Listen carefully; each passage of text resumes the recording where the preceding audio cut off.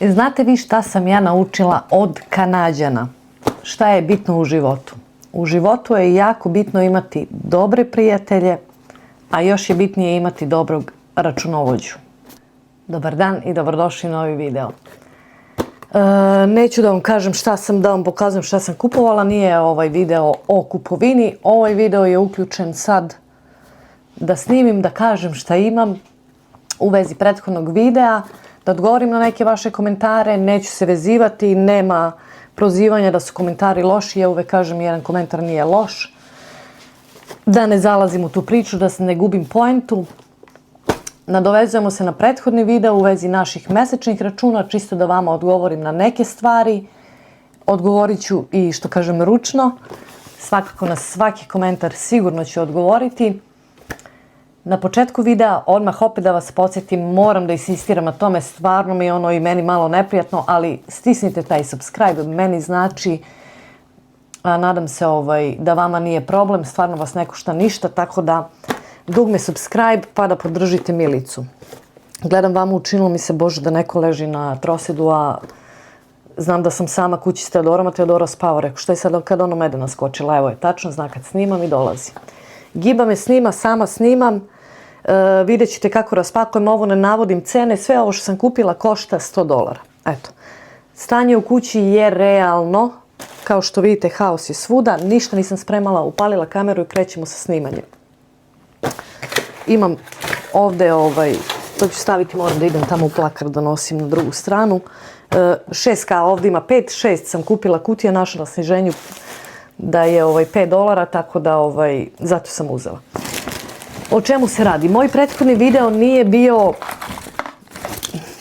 želela sam da, ne znam kako uopšte da se izjasnim, nije bio da nekom sad da kukam, ja ne kukam uopšte, ja da kukam i da mi ne valja ne bi bila u ovoj zemlji gde jesam sada, otišla bi u neku drugu ili bi se vratila u svoju iz koje sam došla, da mi nije dobro. Samo sam želela da kažem koliki su naši troškovi i da ih uporedim sa troškovima neke, da reći ću, obične porodice koje nema biznis.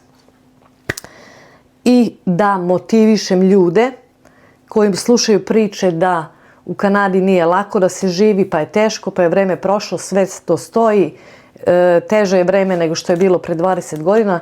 Sve se ja slažem sa vama, ali da je loše da se živi, nije loše da se živi. Poenta mog videa je bila da i ljudi mladi koji dođu, koji su voljni oboje da rade, mogu sebi da priušte lagodniji život nego u zemlji iz koje su došle, zato verovatno i napuštaju tu zemlju. I da mogu vrlo lako, ne lako, ali da nije nemoguće da priušte sebi kuću. Da kupe kuću i da imaju. Zašto je bitno imati kuću, a ne rentati? Isto možete da rentate i da iznajmljujete. Zašto je bitno? O tome ću sada vam pričam malo. I dotaći ćemo se još nekih stvari. Video ću verovatno prekidati zato što Giba neće da me prati, ne znam zašto. Ne znam kakvo je stanje u frižderu, kažem vam, ništa nisam se spremala za video. Znate da ja uvek se spremim da to izgleda, pa okej, nije loše. Znači, samo sam želela da približim da eto, mladi ljudi koji žele da dođu, imaju uslova da dođu, trenutno nije vreme za dolazak u Kanadu, jer ne da nije vreme, nego ne dozvoljava država da se uđe tek tako u Kanadu, ali svakako ko dođe sa normalnim, običnim, znači ja pričam iz ugla obične porodice koja nije fakultetski školovana i ne radi poslove u Kanadi koji su za fakultetski školovane ljude, da mogu sebi da priušte dobar početak. Da će da se pomuče, pomučit će se. I ja sam se pomučila i nije mi žao i treba da se mučimo. Jer glupo bi bilo kad bi sve bilo na gotovo kad se dođe. Neki kažu pa znaš kao nije to ko što je bilo, pa tu nema para, pa ni nas niko nije dočekao na aerodromu. Nije me pravi ministar dočekao i samo kao šuške, evo Milice, dobrodošla, tebe sam čekao da dođeš i da ti dam pare. Moraš da radiš. Zašto ja insistiram da se ima kuća? Ja uvek vama kažem i kada pričam, kuća je nešto što meni neke materijalne stvari nisu, mislim, bitne su. Naravno da su bitne i lepo je da imaš kuću. ne znam kako da sročim ovo. Nije mi, bitno mi je da imam kuću, da moje dece imaju nešto i da im bude lakši život. Kad nas ne bude, neka odskočna daska ili kako god u koje vreme da dođe. Bitno je kuću da imate, jer kad imate svoju kuću otvaraju vam se mnoga neka druga vrata u smislu biznisa ili kako god da kažem. Gde god da podnosite zahtjev za najobičniju kreditnu karticu od $1000 limita, uvek vas pitaju da li posjedujete kuću ili iznajmljujete. Znači ne pitaju za džabe. Kad imaš kuću, koliko god da imaš gubitaka, koliko god, ja kažem, uopšte ne osuđujem ljude koji iznajmljuju i žive tako. To je mnogo psihički lakše. Nema šta da brineš. Zapuši ti se cevi, zoveš gazdu i on dođe plati $800 koji mi što sam platili vodovodžiju i završi ti posao. Ne moraš ti da misliš o tome. Ali otvara, opet kažem, neke druge stvari. Kad imaš kuću, kad je stan i pani, ako nešto uvek od negde imaš da izvadiš pare. Ako hoćeš da kreneš svoj biznis, opet od negde imaš da izvadiš pare i tako sve u krug. Da smo mi neki puni para, nismo, to i sami znate. Ali uvek da dođe, ne daj Bože, ili nešto, imaš odakle i da uzmeš. I imaš nešto što možeš da prodaš, da završiš poslove ili nebitno. To je ono što sam htjela da kažem. Moram da obrišem samo ovo. Hoću i da spremim. Tu sam.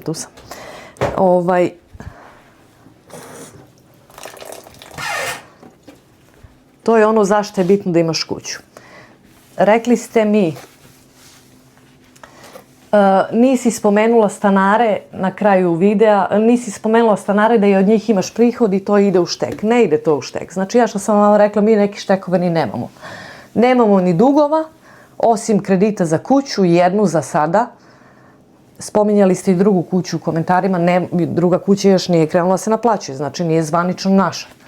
Tako da nemam, kada bude i druga kuća došla na naplatu i mislim kredit i ostalo sve, onda ćemo praviti neki novi video i govoriti kako to ide tada. Ne spominješ stanare i tu se isto uštedi pa ste neke računice davali.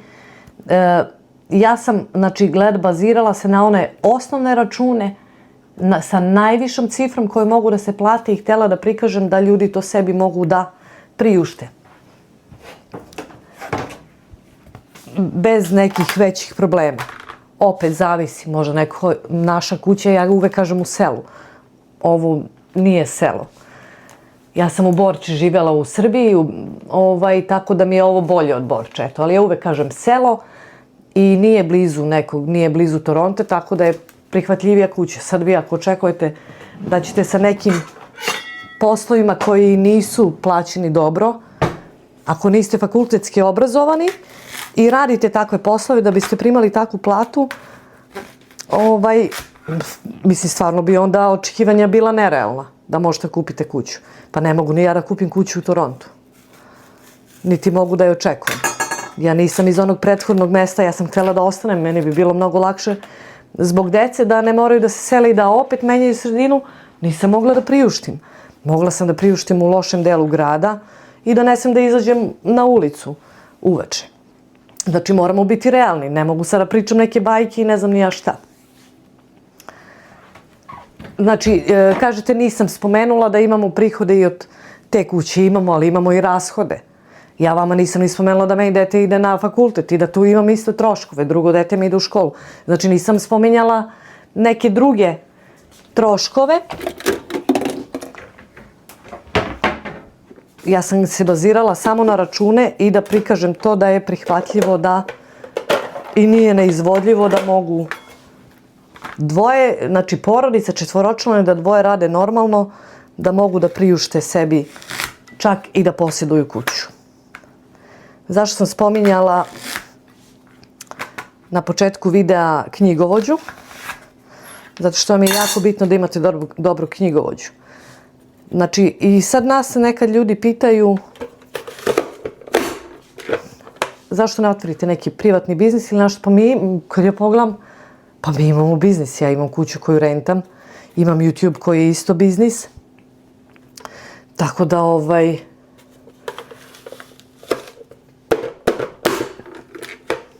imamo privatni biznis, imat ćemo još jednu kuću. I onda ste rekli da, ali to nisi prijavila prihod od kuće, kao da smo mi kako se zove, poreska služba, ne skirajte se vi ništa. Pa nije Milica došla u Kanadu luda da se zeza za ne znam koji mesečni iznos što mi plaćaju kirije, da se ja zezam sa državom Kanadom i da mi sva vrata, ne samo meni, nego i moji deci sutra budu zatvorene i da budem obeležena negde. Ja sam vama rekla koliko god da me neozbiljno shvatate za neke stvari, ja se sa zakonom u Kanadi i sa taksom uopšte ne igram, niti mi igra ulogu. Lepo prikažete sva primanja, prikažete rashode, kada iznajmljujete vi, kada ste vlasnik kuće i iznajmljujete, svaki rashod ja prijavljam na taksu. Ako prijavim ja prihod od kirije, kao što mi je došao vodovodžija i naplatio mi više od pola nečije kirije mesečne, pa naravno da ću prijavim kao trošak. Ako im je crkva frižider kupila novi, kao što je bilo ili za šporet, dole sa stanarima, pa naravno da mi je to trošak biznisa, ja ne razumem. Zato vam kažem, treba vam dobar knjigovođa. Vi svoje stvari donesete crno na belo ono što imate. I nemate problema nikakvih. Što se tiče YouTube-a, također sam isto prijavljivala zaradu, ne pada mi na pamet da se igram sa tim, pogotovo YouTube je američka firma, Amerika sarađuje sa Kanadom jako blisko. Tako da uopšte se nisam igrala s tim, lepo. Odnela sve, mislim sad ovo nije čas iz obrađivanja taksi i kako se šta radi, ali jednostavno kažem, odnesite sve, tolika mi je bila zarada YouTube-a. Ja sam i donacije, sve vaše ja moram da prijavim. To je znači meni zarada od YouTube-a, znači sve ja moram crno na belo da prijavim. A onda kad sam ja napisala ovoliko sam imala primanja od toga na YouTube-u, sad ajde da se vratimo na rashode, pa i ja sam tamo išla pa snimala, pa sam uradila ovo, pa sam kupila ovo, pa mi treba program za editovanje jedan, pa mi treba program za editovanje drugi, pa mi treba kamera, pa mi treba mikrofon. Sve je to, su troškovi, isto kao što imate i primanje, tako imate i troškove. Zato vam i kažem, jako vam je dobro da nađete dobrog računovođu. Jutros šta se desi, odem u prodavnicu, kada evo ga neko viče parkingu, desi Micika, u sred Kanare, ja znam da ovdje ima u našem mestu, u selu, ima slabo naših, lepo vidim jedan čovjek koga znam i pričam i kaže, gledao sam video tvoj jutros, nebitno, kažem, što ne spaš, pošto je to kod nas kad izađe moj novi video, je posle ponoći, kod vas to bude ujutru. Gledao sam i kaže, što ne spaš, kaže, koje osiguranje imaš za kola i za kuću, znači čovjek nije, i sad lepo sam mu rekla koje osiguranje, znači on je nešto naučio iz tog videa, mislim nešto sam mu pokazala, tako da je to svrha tog videa u stvari bila da ljudima pokažem da mogu da žive sasvim normalno u Kanadi. Onda su nam mi neki pisali pa ni vama nije sjajno, pa nije sjajno ali je dobro. Dobro je, ne mogu da kažem, ima meseci kad se spoji i onda kad ti krene nešto da crkava, kad imaš stanare, onda to obično se nadoveže i nikad to ne bude samo to, znate kako kažu, kad krene jedna nevolja, ona ne ide sama, ide u broju 3. Hoću da ispržim samo ove šampinjone i prazi luk. Ova stvarčica je odlična. Odlična. Videli ste u nekom videu ko je pratio da sam uzela valjda se vidi. Ne znam kako me giba zoomira. Strava. Šampinjone meni pošto postim, a Slobiću njima ću piletinu, pa će to Slobi malo da bude sa strane dodatak, a deci ću neko drugo povrće ili nešto. Sam se podsjetila komentara, sad sam vidjela neko napisao, dobro manje više, nekog možda zanima, nekog ne, da li je realno za gorivo. Realno, ne mogu da vam kažem cenu, cene se menjaju. Rekla sam vam, ja radim jako blizu, putujem kroz grad gdje je stani, kreni. Moj auto je jako star, neispravno, što znači da troši mnogo goriva. Šta je još dečko napisao? Ne znam, on je nešto u litrima napisao, Sloba radi da li 45 km, ali gledam pola sata njemu treba do posla, ide autoputem. Znači on bar, pa više nego jednom, recimo da kažemo 2 puta u 10 dana napuni rezervoar, otprilike. Znači, da li je realno? Realno je to što sam rekla, možda čak i više. Sad sa ovim cenama ne znam, kaže moj auto, jako blizu radim, ali kada je špic je kreni, stani i onda troši više. Neko je napisao, znači ovo nisu uopšte, ne komentarišem da su loši komentari, nego samo prolazimo, eto, čisto da vam objasnim ako budem kratka u odgovorima pismenim na YouTube, da eto, čisto ne promašim nešto. Neko je rekao, pa dobro, vi vozite kao 2 auta, eto, možete i to da priuštite. Vozimo 2 auta, jedan je, kažem vam, baš star i skoro neispravan. Oba su otplaćena, tako da na to nemamo brigu. Jedan je bio na kredit i njega smo otplatili. Nismo uzeli novi, nego eto to kad smo došli, pa je meni Sloba uzeo za rođendan, sad ga je on i preuzeo, pošto je bolji nego ovaj moj. Glavnom jeste. Imamo 2 auta, ali nisu to auti, nije ono wow, da kažem da su novi. Imali smo i te videe gdje treba nam auto, generalno treba nam nov auto. Ali kada dođe na red, sad stvarno ne možemo se upuštamo u to, jer imamo neke druge prioritete. Tako da, šta smo još? Evo sad sam dobila upravo poruku da ne zaboravim takse. Slažem se, velike su takse u Kanadi. Ali, suma sumarom, ja kažem, ja sad recimo od tih stanara, da li nam pokrivaju ratu za kuću ili neke račune. Imali smo video i neko je uporedio u komentarima i to jeste bilo u tom momentu tako. Kada nam je bio prethodni kredit za kuću koji je bio 1,80 nešto, da ne lupam sad, ali je bio 1,80 i nešto sitno, a sada smo obnovili kredit po kreditnoj kamati 4,5. Tako da ni sama rata za kuću više nije ista. Pre je bila rata za kuću $1.800 mesečno, sada je 2.200. Plus što smo uzeli novac iz ove kuće da bi uplatili down payment, to jest učešće za drugu kuću. Zato vam kažem, uvek nešto možete da vrtite, kada imate kuću, uvek možete uzeti iz nje, ako mislite kad dođete u Kanadu i prođete neki period i kažete pa ja mogu ovo da radim sam kao biznis, ok, ideš otvaraš biznis, imaš kuću, imaš odakle da uzmeš novaca i zato vam kažem da vam je to jako znači da posjedujete nešto u Kanadi. Da se vratimo na poreze, plaćaju se porezi, znači ja YouTube što sam snimala, meni prvo Amerikanci uzmu pare na porez. Oni meni uzmu skoro 50%. Znači sve ono što sam ja zaradila, oni su toliko i uzeli. I onda plus kad dođe godišnje obračunavanje takse, ja opet plaćam porez na to. Da li ima para kao sad u ovom momentu? Nema. Ali kad se dođe ta neka suma sumarum, kad dođe taj dan za obradu takse i onda vi vidite na čemu ste. Znači kažem vam, ja se sa time ne igram, nemojte uopšte da se mislite da li ja prijavljujem ili ne prijavljujem, verujte mi prijavljujem. Verovali ili ne, kako god hoćete, vi mi verovatno nećete ni ovo poverovati. Ali ja se sa tim stvarima stvarno ne igram, ne pada mi na pamet. Da se za neke sitne novce, da me Kanada beleži negdje i da mi stavlja neke crvene zastavice pored imena, ne treba mi zbog mene. I ne treba mi zbog dece moje koje će da budu ovde i da žive i rade i ne znam kako već planiraju svoj život. Tako da mislim da sam uglavnom prošla, nisam prošla ni pola, ali da sam eto bar malo više objasnila.